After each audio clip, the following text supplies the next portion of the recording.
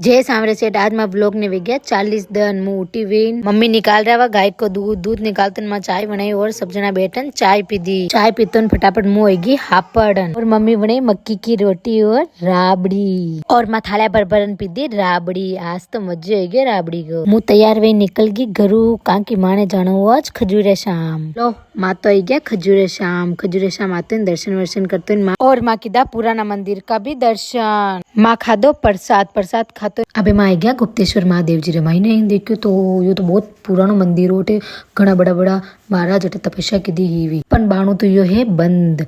जय भोले बाबा की। अटे मु बेटी झूलो खावा वाते पण मने तो अतरो जोर को इंदो दीदो मन तो घणी देर अपनी लागे मारा भाई। होएगी कांकरोली और कांकरोली की दही पूड़ी और पानी पूड़ी खादी। लो मु आएगी एरिकेशन पाल थोड़ी देर बैठते फोटो वोटो किचन माँ पाचा आई गया घरे और मैं बने खिचड़ी और मैं सब जना बैठन खिचड़ी खादी। और यो जेरो है माल देख लो कीड़ी कतरो जोर कर ले जरी नहीं नमकीन रा दाना ने। जय सांवरे सेठ की। तो आज को व्लॉग खत्म।